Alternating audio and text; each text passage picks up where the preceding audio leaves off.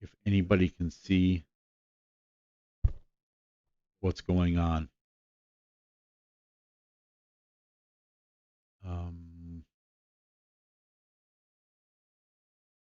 Okay. Well, I see Susie. Zane. I'm sorry. Um,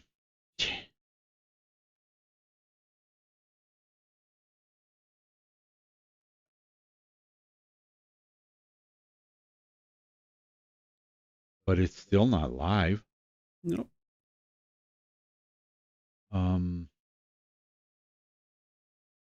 Okay, hold on a second.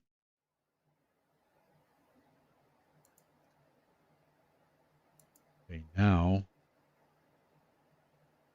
we went to the slide images, and Moni is in this scene, so we should be able to hear her through the feed. Y'all can hear me? I can hear you, but that's not but nobody else can hear you because we're not broadcasting live. For some, I mean, That's it's weird. it's not being sent out, and I don't know what's going on. Um, video, no. Disable. Oh, no. Okay. That's all good. Um, okay, now I'm going to take.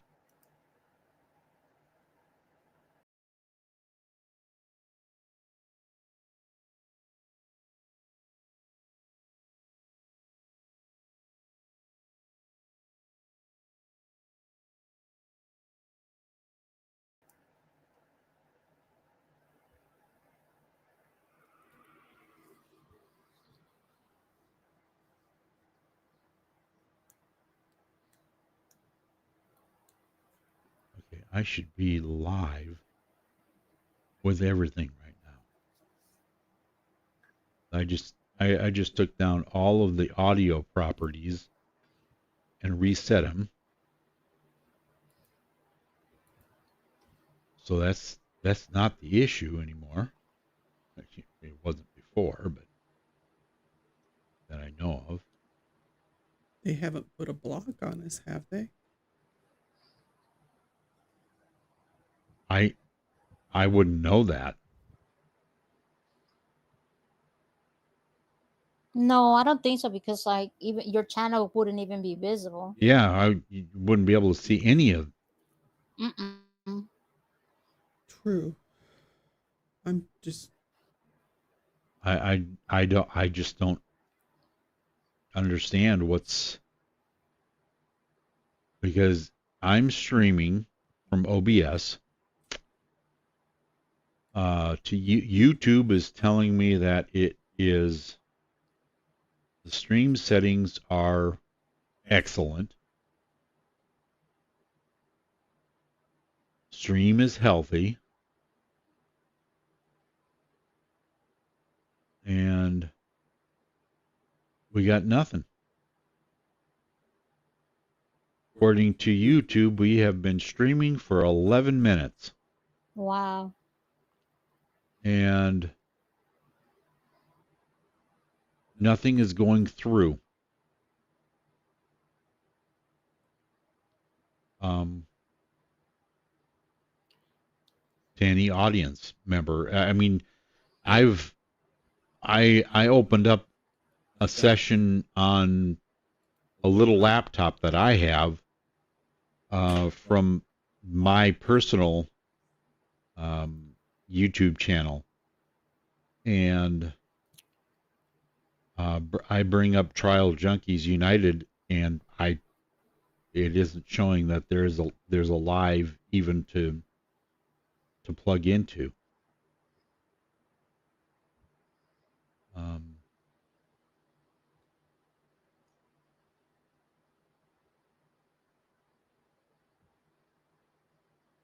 So at this point, I don't even know what would be stopping the process.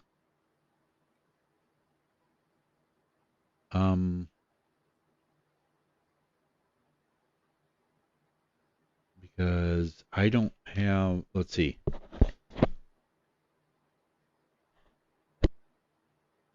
Moni, can you hear me through the boom microphone? Yes, Okay. I can Because hear. I have mine turned off. So she can hear. And Yeah, Suzanne I has, can hear you. Zane has never been able to hear anything you're saying because it's saying we're not connected. And she has to have a working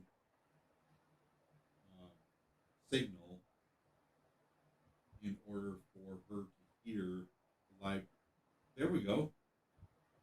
We got it? What? It says live. Huh? It says live right next to it. Yes. We're live? I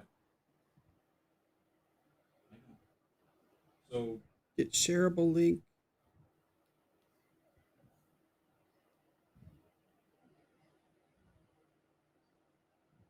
mine still isn't live.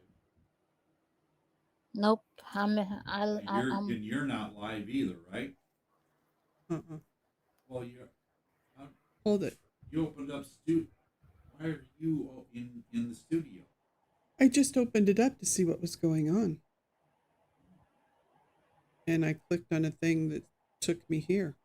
Okay, and that's why yours said live, is because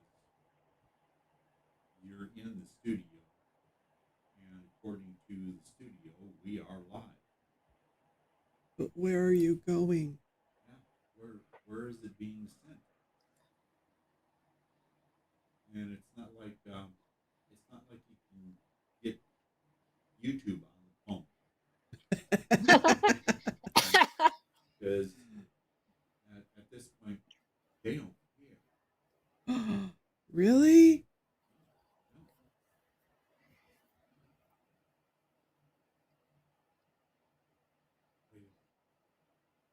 Wait a minute. Oh, he's got an idea. Okay. I X'd. That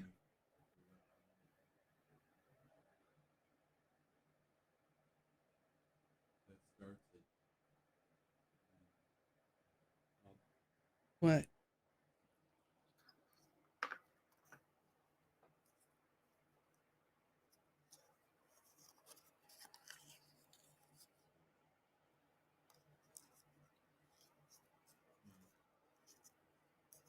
You know where you in the There. settings. I just refreshed. And it popped up. Maybe yours is the problem. Mine just popped in too. Exactly.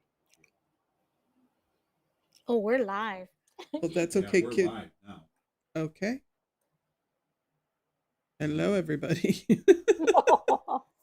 How do I? Oh my goodness sakes. Do I click on this? Hold on. Let me see if I can bring chat. Okay. Who can hear me?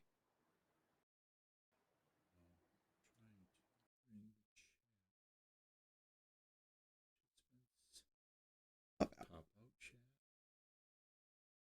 Bring that over. Oh my goodness, Sarah. Sarah's here. Thank you, Sarah. Man. Well,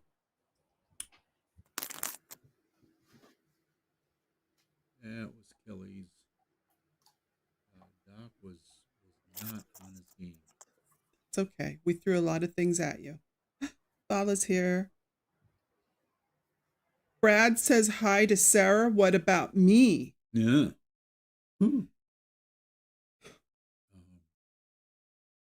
That's as big as you're gonna. Oh, that's fine. But we need. I like it. Who's Brad? Brad, who? Moni, can you hear me? I can hear you. Can you hear me? Yeah, I can hear you. Okay. There you Can go. you guys hear Moni?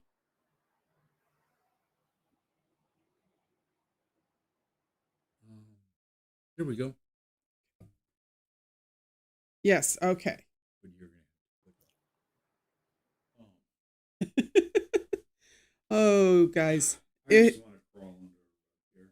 Hang No, you know, in all, let me be honest. Doc took a fall, so we're going to blame it on the fall. He fell and hit his head. Okay, so that's what happened. So it's okay. I'm just glad you guys waited us out. Hello, everybody. Oh, is it still? Poor Moni, she's had to listen to Doc and I banter for quite a while Yeah. as we tried to figure this out. And I was Yeah, playing with that's my okay. sword. Isn't this cool? It's actually to hold my hair up. It's a hair pick. So anyway, hello Sarah, hello Fala. My girls, thank you for being here. Thank you for hanging in there with us. But we're going to go ahead and we're going to get started because we're late. And even if it's just us 5, it's cool. Okay? So, welcome back, my truth seekers and my warriors of justice.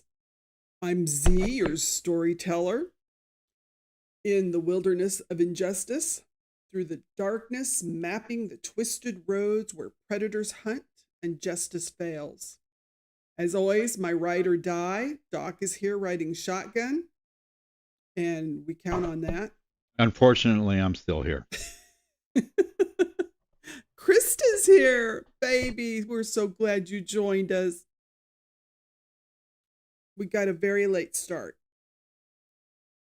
Matt will be here when he's out of the shower. Okay, thank you there, Sarah. She knows where Matt's at, even in the shower. TMI.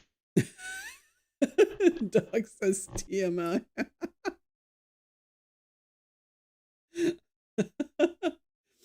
So anyway, we're going to tell a story that they really would like to leave buried. So buckle up. It's going to get bumpy, and we're about to lead you through another chamber of this house of horrors they call the system of justice. But what we're going to do is we're going to dive into a case that still gives me the chills. We're looking into a truly horrific cold case from 1990, you guys. Okay? And this connects to a much larger web of possible serial killings across the Midwest. And I'm really pumped because I have my friend and my fellow true crime friend here, Moni, joining us today. She has her very own Discord channel. Moni, do you want to tell everybody the name of your Discord channel? Yes, it is objection, case closed. And Z can probably share the link whenever she can, or the mods. And Z, thank you for having me. And chat, hello everyone.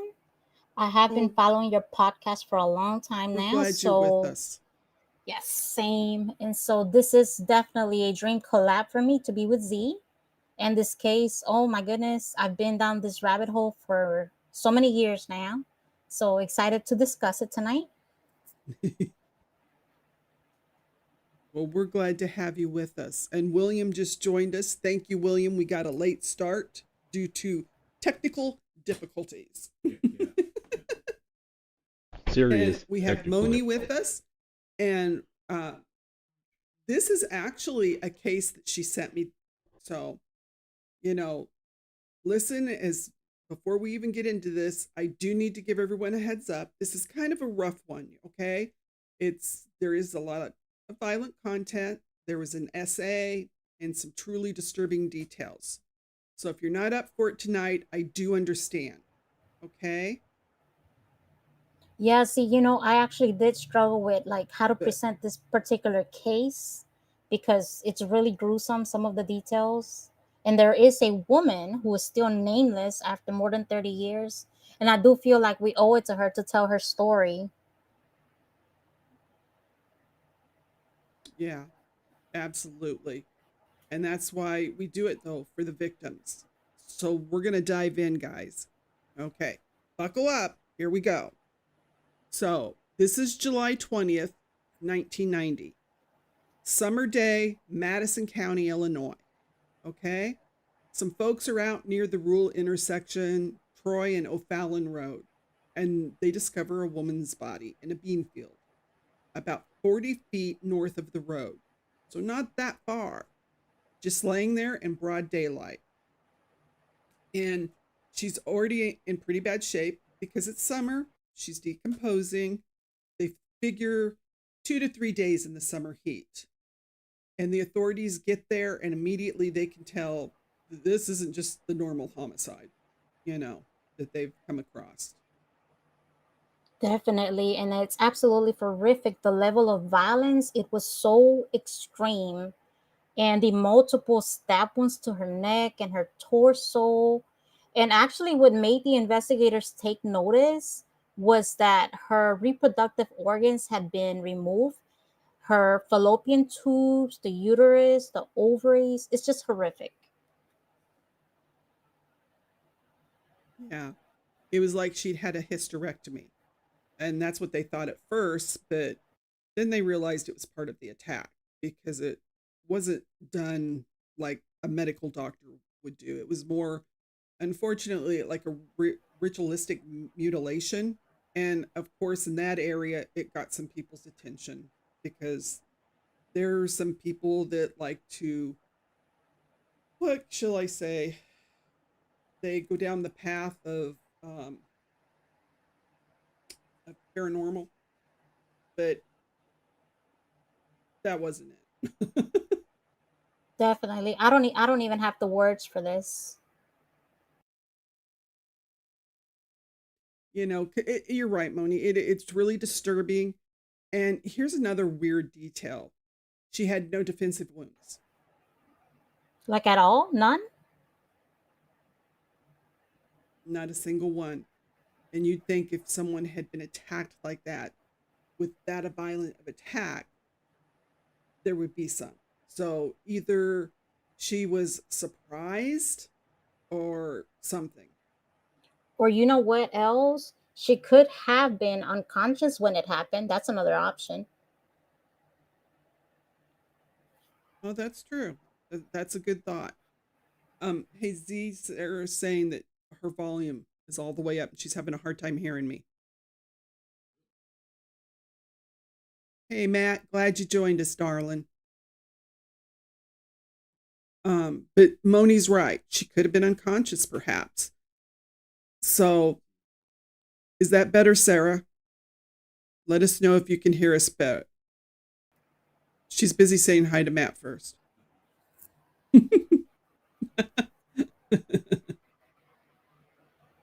Yeah, William, you're thinking the same thing as Moni, and it could have been. So some of the investigators, they think she could have been drugged, but they just don't know. So at this point, they have this Jane Doe on their hands, and they couldn't, were they going to tell who she is? Exactly. Very frustratingly little. And just a little bit about her. She was white. She was between 25 and 35 years old. She was around 5 feet and 5 inches, maybe 130 pounds. And her hair was like a reddish auburn hair, and she had it in a ponytail. And any distinguishing features that might have helped identify her? Actually, yes, she did wear an upper denture plate, which is actually an interesting detail because that is very unusual for someone that young. That's true. And that is a specific detail that you would think would really help them. Um, they had her fingerprints and eventually DNA, but they never found a match because you got to remember this is 1990. Exactly. But they did actually find a few things near her body. They did find a pink t-shirt, and it had on it written Florida and some blue palm trees on it. They did find a white bra, and she was wearing these white Pebble Beach sandals. But the item that actually stood out to me was this ring that she had on. It's a very beautiful ring. It was a silver ring with a heart-shaped turquoise stone. So very interesting ring, and it seems very personal. Z, don't you agree? Oh, I do agree. And I think we have a picture of the ring. Um, so Doc will get that put up. But it's interesting. Her clothing items were found near her, so that implies that she was not dressed at the time.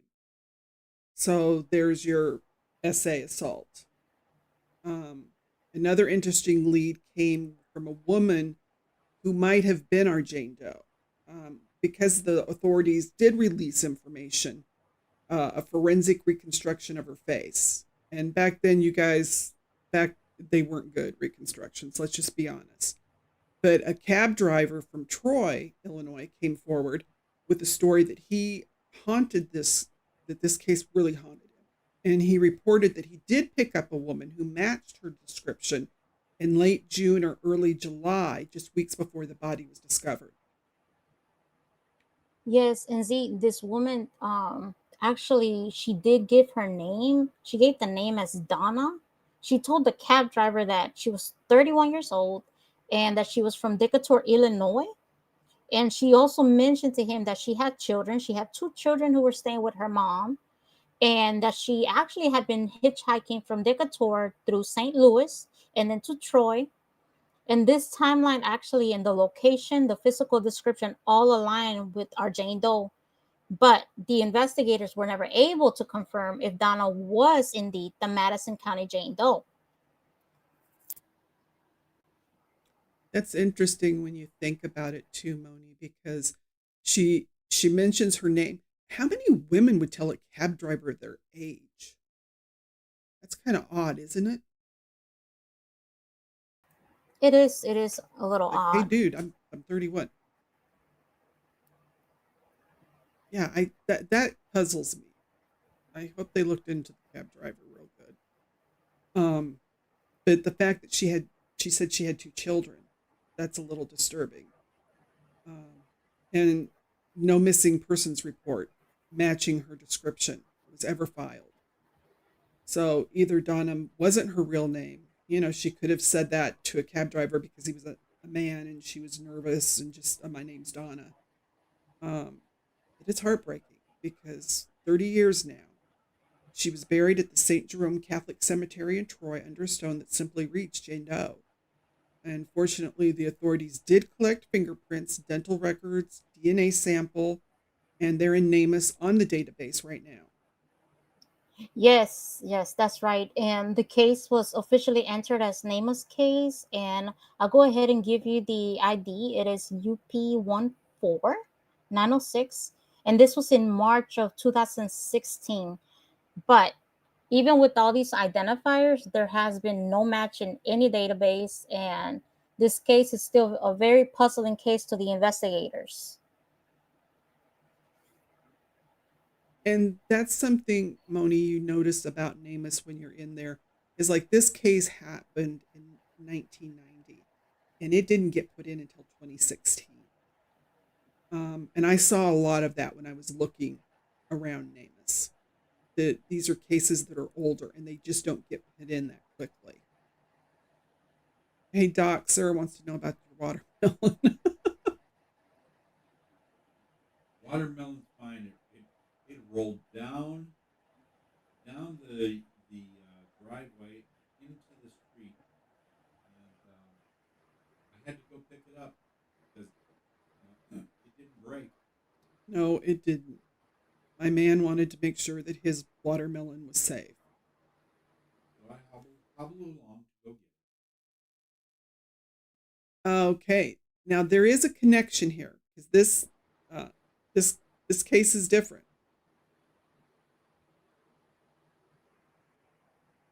Okay. Z, did you want to? Okay. Did you want me to start on Yeah, that? go ahead and Okay. let's go ahead and talk Okay. about Eulalie's case. Yeah. Okay. So this particular case, actually, it didn't occur in isolation, because as we go through this case, you will see that there are some striking similarities to another murder that happened just 4 years earlier. So it really wasn't that far away. Z, can you tell us about Lolly Chavez? Right. So, like she said, it was 4 years earlier, September 6th, 1986. The body of Eulalie Myla Chavez, but she was known as Lolly. So we're going to call her Lolly because you all know how well I do at pronouncing people's names. She was also found in a cornfield, you guys, near Somerville, Illinois, in the neighboring St. Clair County. She'd been strangled, and like our Madison County Jane Doe, she was found nude with severe mutilation to her pelvic area. The killer had apparently attempted to remove reproductive organs in a similar manner. So, since this case was 4 years earlier, it said he attempted to remove them. So, he must not have been able to. In 1990, with the Madison County Jane Doe, hers were removed. So Z, so Chavez did remain identified for quite a while too, right? Correct? Yeah, 21 years. And she was known as the Summerfield Jane Doe. And it wasn't until 2007 that she got her identification back um, as Eulalie Chavez, a 28-year-old woman originally from Palo Alto, California. She had been a habitual runaway as a teenager and spent years hitchhiking across the country, and that's not good. She followed her favorite rock bands and she used multiple aliases. So authorities found she had used about 30 different names throughout her life. So they really investigated that case. Sounds like they did. And the similarities between both cases, they're absolutely striking, because both women were found in fields, both in neighboring counties. And we can see, obviously, both with targeted mutilation to their organs, their reproductive organs, and also noticing that both Right. were potentially hitchhikers. So that's interesting. Yeah, exactly. Sarah, can you hear Moni?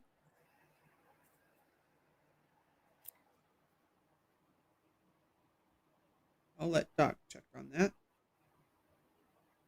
Yeah, Jack. Yeah. Sarah says Jack the Ripper vibes, Moni. Yeah, it was Jack the I was It, thinking the same thing.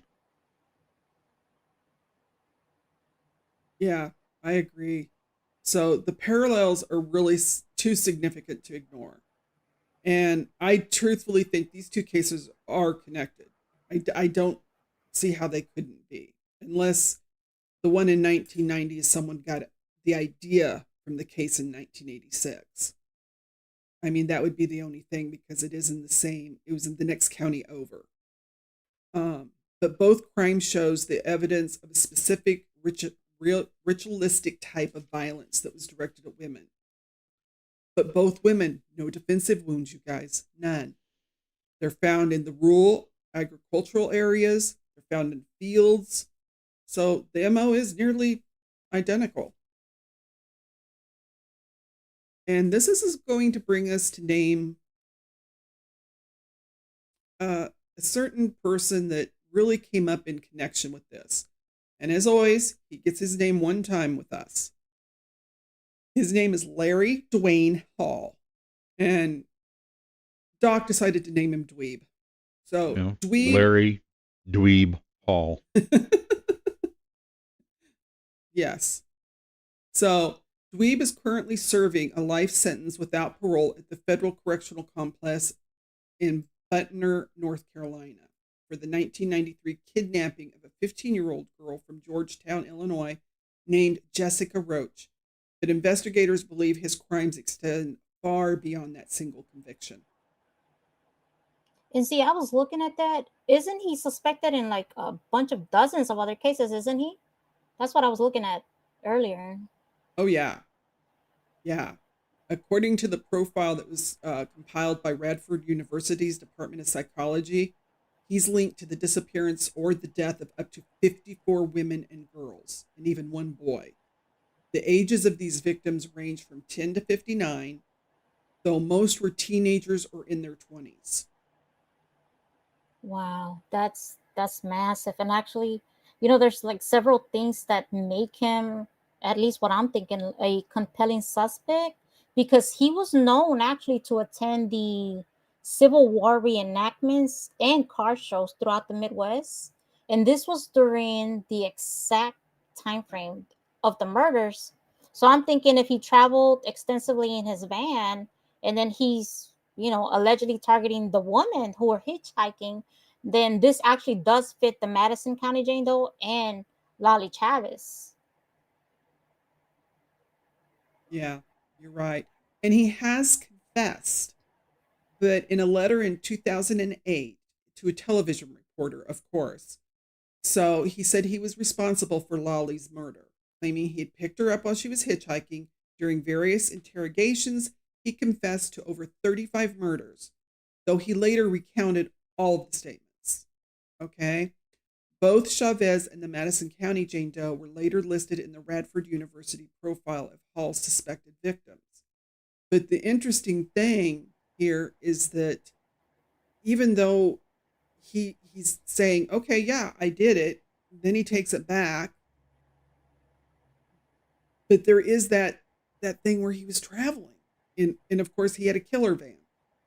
Exactly. And then here's another interesting part. So Hall actually had a twin brother. His name was Gary. He grew up in Wabash, Indiana.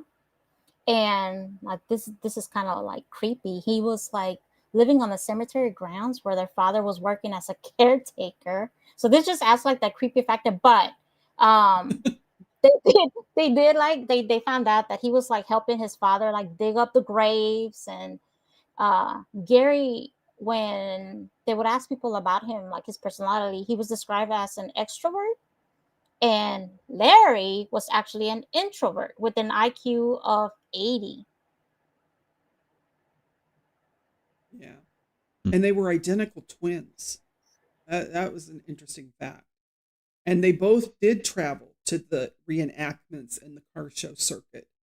But Gary has never been suspected in any crimes, which, you brought that up earlier when we were chatting.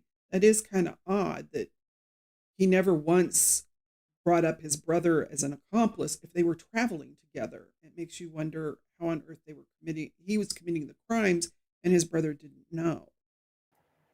Yeah, But that's kind of in November strange. of 94, yeah, isn't it? It I is. agree with you, Moni. After we talked, I got to thinking about it and I thought, yeah, I don't understand why they're not looking into the brother that has the higher IQ. Exactly. And you know what? Just off topic real But quick, like it's kind of rare to have uh-huh. like two unsubs working together. I mean, it has happened, but I think it's rare from what I've read like on websites and stuff. Yeah. I know they have had ones that work together a lot, but if they do, they're usually a lot of times they are related. Sometimes it can be a man and his female partner, like a wife or girlfriend, or it can be a sibling or an uncle. I'm thinking of the ones in California that they were serial killers, and it was a guy and his uncle. And of course, the name just flew out of my mind. But so usually there is a relationship there. Right, right. So it's not like out of the So it possibilities. makes you wonder. No, I don't think so. And I don't know if they looked into this deep enough. But In November of 94, when they did interrogate him about several victims, including Jessica Roach, he reportedly said all of the girls looked alike. I cannot remember all of them. But the next day, he claimed, I was just telling you about my dreams. That didn't really happen. This pattern of confession and recanting just kept going back and forth. That's how he had his relationship with the authorities. But an interesting thing was when I was looking at the list of suspected women that he may have been involved in deleting them, they were all white females except for Lolly. She was originally from Costa Rica. So she doesn't fit the pattern, but she was a hitchhiker.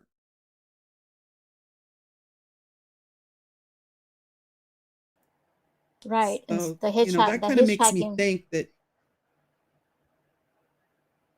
yeah, maybe he's the one responsible for this, maybe not. Because I know a lot of the ones that he was suspected of, they said he strangled. They thought he strangled them. These two girls weren't strangled, they were mutilated. Right. It's very just a specific MO. Very creepy, but I mean specific. Yeah. And I agree with you. Could he have been trying some things? I don't know. But I know they said that, I think, let me quick look on this sheet I had. They think he started when he was 18 years old, you guys. 18. And his first victim would have been a girl that he went to school with, and she was 14. And she disappeared. They said he was committing acts like arson, vandalism, petty crimes throughout his hometown. I'm wondering if there was any, lingerie stolen, those kind of things. Peeping Tom, nothing said about that, but for him to go on to this, it makes you wonder. Yeah, definitely. But yeah, but the investigation for the Madison County Jane Doe is still open even after 30 years, and there wasn't much movement. So the biggest hope was the genetic genealogy. And the same kind of thing that they use for the Golden State Killer. Let's talk about that for a minute, because I think DNA technology is completely revolutionizing how all these cold cases are getting solved now, and it's awesome. It is extremely awesome. And you know what I've been noticing lately is that this DNA technology is honestly a game changer. I'm seeing a lot of cases being solved lately. And, especially like these crimes right here, right? So they happened in the 80s, the 90s. And we know, during those years, Yeah. DNA was barely being used in criminal investigations. However, now what we're seeing, even like just the past week, look up DNA cases that are being solved. It's absolutely solving cases that have been cold for decades. Yeah, you're right. And traditionally, when an investigator had the DNA from a crime scene, they could only identify, the suspect if the person's DNA was already in the criminal database, like CODIS. So they didn't go beyond, it was just, oh, here we've got your DNA, it matches, okay, this is how it is. But now we have the genetic genealogy, and that takes that DNA profile, they upload it to a public genealogy. There's always a word. Thank you, Doc. He always saves me, guys. Genealogy database, and the same ones people use to find their relatives or build their family trees on. Yeah, like ancestry.com, or they had 23andMe. Yes, very similar. And they also use the open source databases like GEDmatch. And that's where users have specifically opted in to let law enforcement searches their genealogy. Because I guess when you do the other, you can say, yes, here, take mine, it's fine. And they look for distant relatives that could be second, third, even fourth cousins. And they build out a family tree until they narrow it down who their unknown person might be. Right. It's like you're working backwards to identify someone. Exactly. And this is the exactly what they did with the Golden State Killer in 2018, and it just kind of has opened up the floodgates. Um, and since then, the genetic genealogy has really helped solve hundreds of cold cases. And as a side note, if any of you guys remember the comedian and actor Patton, Oswald, his wife was actually one of them that was writing about the Golden Gate Killer before she died. So she was on this case, working it really hard. And I thought that was an interesting tidbit. It is. And this technology, I feel that it's extremely powerful because it can identify Jane, our Jane Doe we're discussing, and John Doe's. Oh, you're right. And the thing that's really kind of cool when you think about it is I read about a case today where they had actually gone back to the 1800s in their family tree and then came forward. Can you imagine going to the 1800s to find their killer Wow. or to find the victim? So I just thought that was really interesting. It is. That's like cold cases, like super Uh, cold cases. yeah. Right? And they can extract DNA from the remains, even these decades old remains. And so they go through that process. And people who've been nameless for 30, 40, even 50 years are getting their identities back. And I watched Crime Weekly with Stephanie Harlow and Derek Levasseur 2 months ago. And they were talking about the Bear Brook murders in New Hampshire. 4 unidentified victims found in barrels. And out of the 4, 3 of them got their names back, all due to genetic genealogy. See that right there. That's a perfect example. Or if you look at the case of Christy Crystal Creek in Montana, she was Right. unidentified for 38 years, so a long time. That is until genetic genealogy did help identify her as Nancy Elaine Loud. I think I'm saying her last name correctly, and this was back in 2021. Yeah. Yeah. It's amazing how this can really work. Even when they have degraded DNA, they're still able to use their technology. Definitely can be used because the technology, I mean, we're seeing it. It has advanced tremendously. They're able to extract usable Yeah. DNA from even tiny samples. It takes a few skin cells, a hair follicle with the root attached, or even, as you mentioned, decades old bones that have been buried. Yeah. So they don't need the complete DNA profile anymore because they use this technique. It's called SNAP, SNP. And what happens is when they go through the micro area analysis, they fill in the gaps of the degraded DNA samples. And that's been crucial for these older cases where traditional DNA methods might have failed before. That makes me wonder, Z, do you think that our Madison County Jane Doe is a good candidate for genetic genealogy? Oh, absolutely. Because they said they got her DNA from her remains. They entered it into NamUs, but at that time, there wasn't anything showing up. So, but with today's extraction and analysis techniques, they're going to be able to come up with it.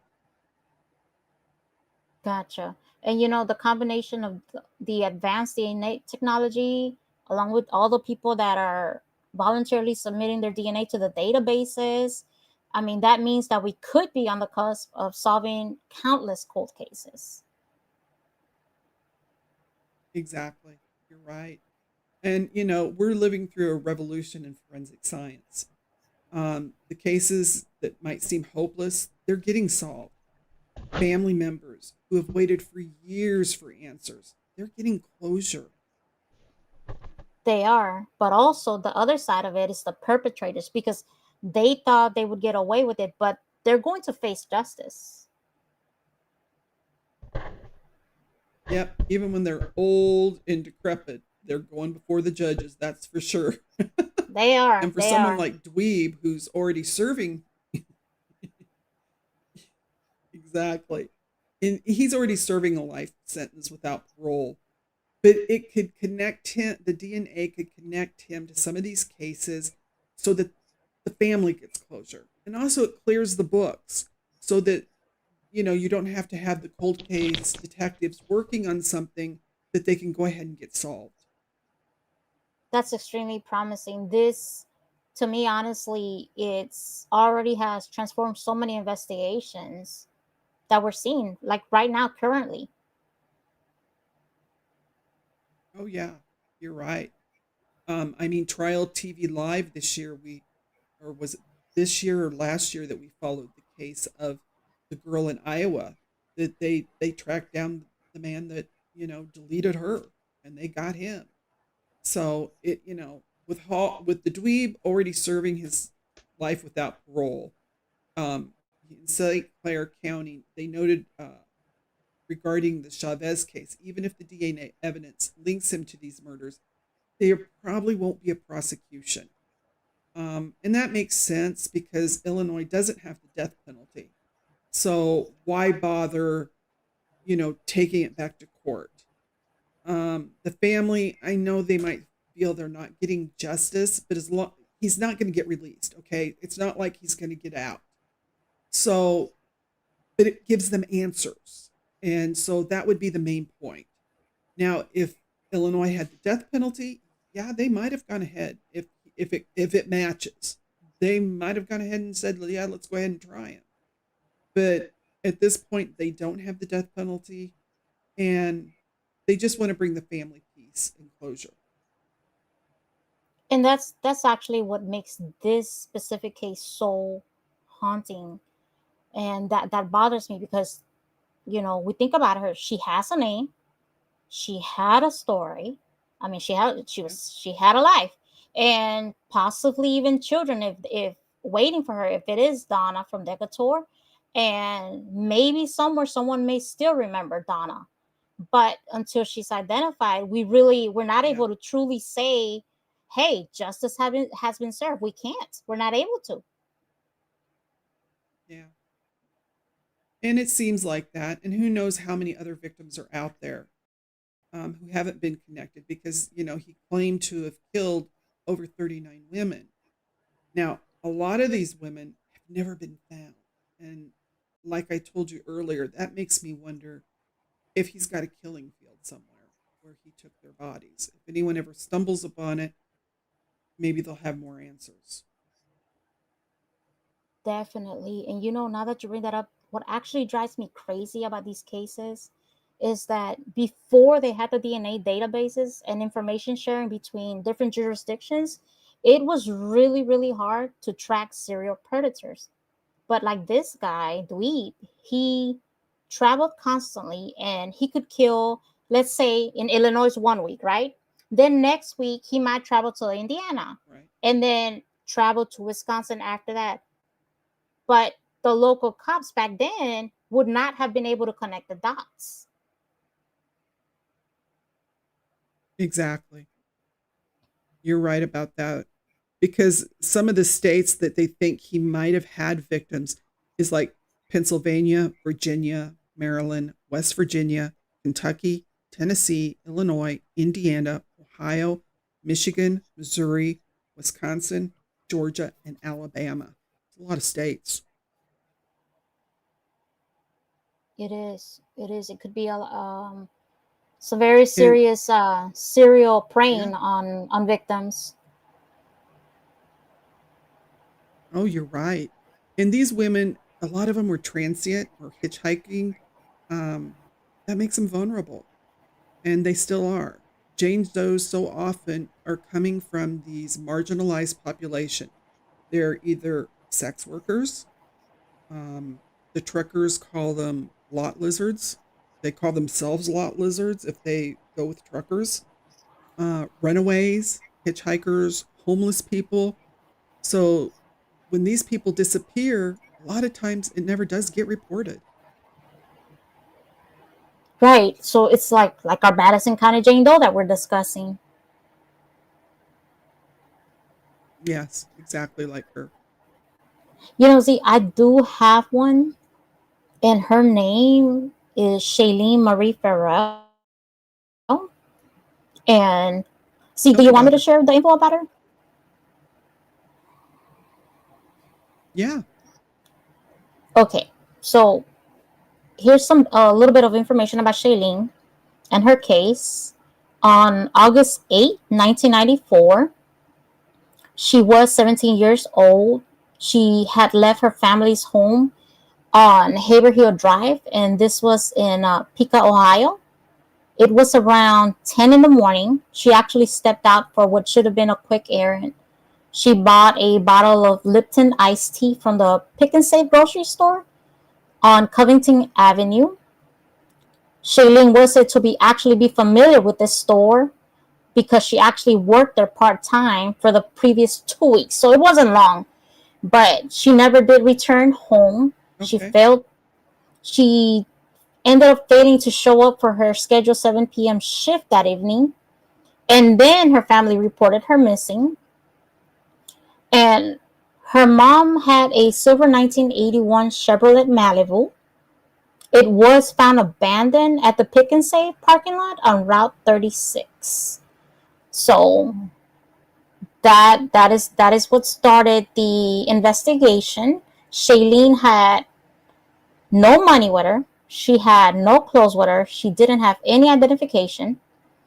And a few weeks before she disappeared, she had actually moved out of her parents' house. And this was because her mom caught her smoking marijuana. But she did stay in contact with her family. She was close. Uh huh. See, were you saying something? Oh, I just said, uh-oh. Yeah. She got Yeah, caught I know. smoking. Yep. But Devil's lettuce was involved. I heard of. But Thanks, Doc.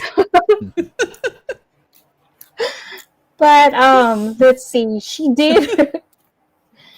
did move back in a couple of weeks before she went missing. And then as far as the police, they did suspect that she had left voluntarily again, since this had happened. Her mom and her best friend insisted that this was not the case, and we do see that in a lot of these cases, where the parents, of course, say that that's Yeah. not something that the child would have done. They did determine that she likely met with foul play. And Z, actually, there's a guy that did emerge as a suspect in Shailene's disappearance. His name is Christopher J. Bello. And this guy, I just Okay. we're gonna call him Thing Two, I guess, or Thing Three, since we've done Thing One and Thing Two. Okay. We'll do Thing Three. Okay. He's actually connected to multiple cases that do involve missing or murdered young women. One is Mary Kushto, Christina Porco, and Heather T. I don't know if I'm saying the last names right. I get them wrong often. Um, Oh, but but I Bello, do too. he You know that. yeah, yeah. But Bello did actually plead guilty to involuntary manslaughter in Catherine Fetzer's case, and her body was never recovered. And right now, Thing 3 is serving time in an Ohio prison. But as far as Shailene's case that we're discussing, he has not been charged in her disappearance. And so this is going to remain, we're speculating here. Shailene was actually Okay. starting her senior year in Pica High School, where she disappeared. And it's actually been 3 decades now, and her case is still unsolved. So it's very, very sad because there's no closure to actually know as far as her family. It makes you kind of wonder too. Her mother's car was left there. You know, the perfect example of a guy pulling up in a van. Because they also suspected Dweeb, right? Yes. So maybe someone in a van pulls up and throws her in. I don't know. Or Yeah, it could be. Yeah. or this other Yeah. guy. But I do have some news to share with you. And I made you sit through this whole thing before I told you.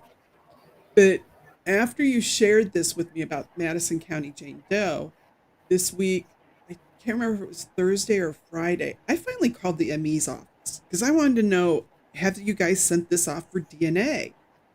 And one of the officials told me she's been ID'd, but they haven't made the official announcement yet. It'll be in 1 to 2 months. So I don't know if it's because they're still investigating the murder. Maybe they're waiting to make sure all the family's been notified. So make sure y'all follow us on social media for any immediate updates when the news breaks, for joining us today. But Moni, thank you so much for giving me this case, because I just couldn't wait to get into it. And then I think, and thank you. I think it's so amazing that you were able to call, because you could have just done the research and gotten on the live, and we wouldn't know that there's like an update to this case that we by coincidence just happened to pick, right? Yeah. But I think it's amazing that you thought Yeah. of calling, and by coincidence you ended up finding this news out, and like they even told you. Yeah. Well, he was really nice, and he just, because I told him my name, I told him what I did, why I was inquiring, that I had a YouTube channel, that we just wanted to get information out there to help identify her. And he just said, well, we've ID'd her. He didn't give me details, so I'm not going to get him in trouble. But he wanted us to know she has been ID'd so that we could turn our attention perhaps to some other women. And I did call another coroner's office, but I have to wait for an answer from them. Okay, that's amazing. So that's, yeah, since I've started, well, even just when I was getting ready to start my YouTube channel, I have called some interesting people. I have called coroners. I have called the Army base here in San Antonio, or down in San Antonio. So, you learn to call people and just be brave. Absolutely. And I mean, But, I just, hey, and that makes you more connections. but, I mean, Moni, you started it. Yeah. You started it. You gave me the name. well, I just think I think it's cool that you covered that it, helped. And you gave us an update. And Well, I appreciate you coming. I well, appreciate thank you you for giving me having the me. information Yeah, and also coming on to be with me tonight. yeah, no problem. And tell Anytime. them again what your Discord server's name is. It is objection, case closed. Um, let's see. I can't back out of this right now but I can give I can get links and give Yeah, them give us the to, link. yeah. Yeah. I'm going to put that information in the link in the description. So Yeah. Once it usually takes a day for us to process it, so it'll be processed by tomorrow, and there'll be and we'll get a link. Oh, Fala's got to go sleep. Fala. She has to wake up so early. 1 foot stomp because her other foot's broke. So, but if anybody does have any information on this case, if anybody does know the Madison County Jane Doe, if you know Donna from Decatur, if you think you know something, saw something, even the smallest detail, let the officials know. Definitely. Even like if we think it's nothing, I would say call it in. Or if you know someone who matched the description of the person that disappeared in 1990, maybe because maybe there's still details that need to be told. Or you remember a woman with auburn hair and an upper denture plate who did call herself Donna, call it in. Anything could be that, that missing puzzle piece. Yep. We don't know. We don't know. Or if you remember seeing that ring, like you said, it was the heart-shaped turquoise ring. Yeah, I mean But it's these very women deserve unique. justice, and they deserve their names back. Yeah. I definitely agree with that. So no Totally one agree with should that, be Z. buried, and nobody should be buried under a stone that says Jane Doe. That's just wrong. Hey, say, I was just, Sarah made a good point that we need a link, or they can't join. Nobody can join your Discord. They Yeah. have to have an invite. Yeah, that's why Okay, she's going to so give us a So, link. yeah, Z, well, if um, Doc, if he goes just into the chat that I have with I'll put him, that information in the description so everybody can have it. Okay, she's telling you what to do, Doc. if you go into the chat that you have with Go ahead, me, Moni. if you go into the chat that you have with me, you can copy paste the Discord link and my social media that it's a link also. You can just copy paste. Okay. Awesome. Okay. Yep. And we'll get, and like I said, it might be a day. For some of you girls that we chat, let me know. I probably can send an invite. Doc will tell me how. I can be social media challenged at times. Oh, me too. Me too. I mean, But you know, Moni, you this saw is today. yes, she was going to be on camera with me, but we had a snafu. So, but that's okay. We made it work. Yep, we did. So this has really been a fascinating and heartbreaking and usual measures. So I thank you so much for joining me today. No, thank you, Z. Thank you for having me. I had a good time. And oh, I'm glad, sweetie. I really am. And to our listeners, thanks for being with us. If you have tips on this or any case we're covered, reach out to the proper authorities, or, if there's a case you want us to look at, let us know. And Z, I do wonder if they use the genetic genealogy like we were discussing, because it seems like it's the most likely route after all of this time. Yeah. And I think you're right. These cold cases are getting solved quick. If I was one of these old codgers, I'd be a little worried.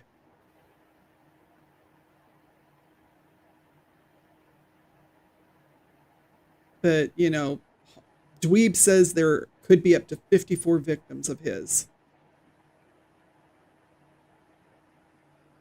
Yeah, that's like some serious preying on females and victims and predatory. Yep. Yes, it is. And so we're going to make sure that they're not forgotten. We're going to make sure that we do some more of these cases. But before we go, let's quick go over some of our missing Indigenous person alerts. Okay, I've got 3 for you guys today. We got Rayona Mix, May 10th, 2025 is the last time she was seen, you guys. She's from Sackton, Arizona. I think that's how you pronounce it. Maybe Sarah knows. She's only 14. Female, Indigenous, dark brown eyes, black hair, 5'4", 129 pounds. She was last seen wearing a black pullover hoodie, blue jeans, a pink bracelet on her right wrist. Her hair was styled in 4 small buns on top of her head, and she wears glasses. So if anyone knows anything, get a hold of the Gila River Police Department at 520-562-4511 or call your local police with the information. The next young lady, she's out of Canada. Her name is Natanis. It's Natanis.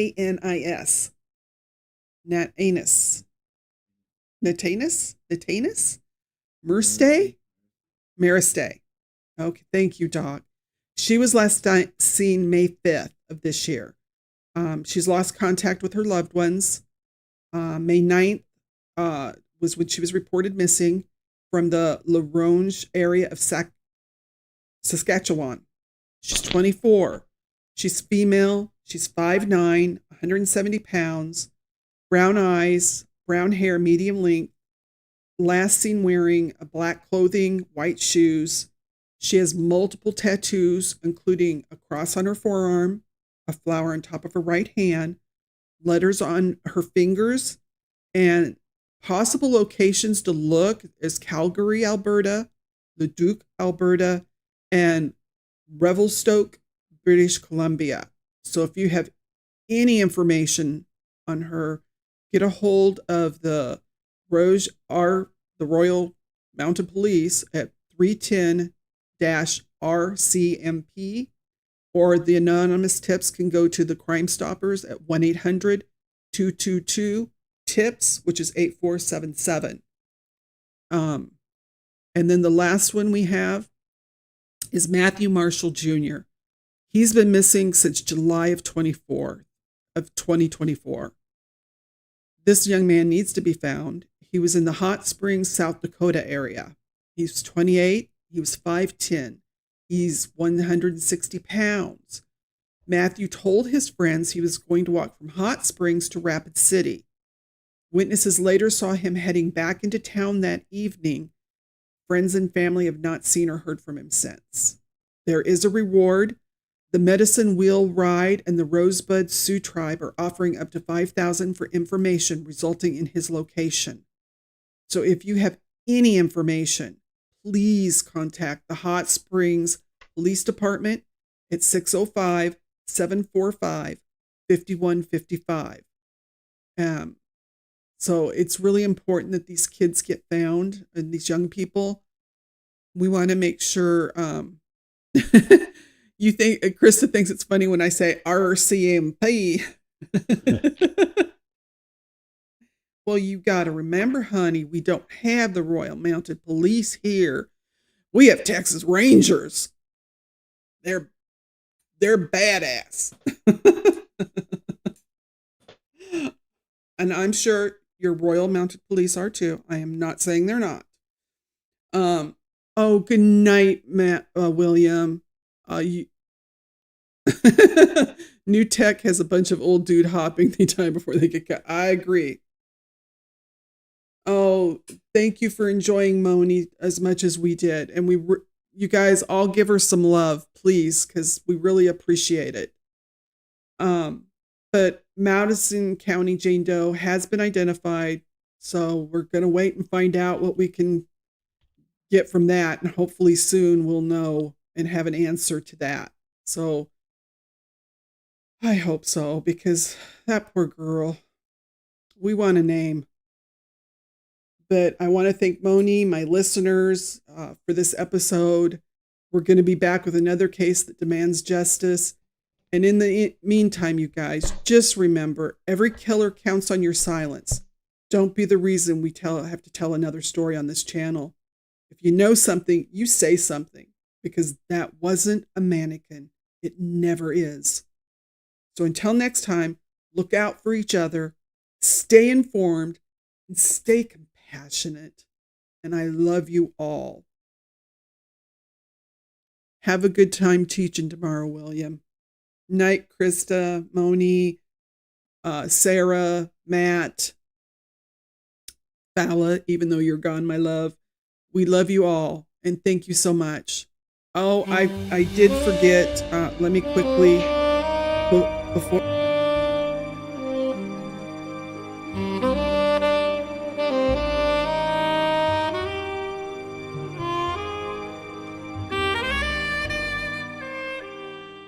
On his class and shaved 1 minute and 45 seconds off of his lap time, and he's been promoted to the next level. So whenever you hear or see Dune online, make sure you give him a congratulations. Thank you guys. Have a good night.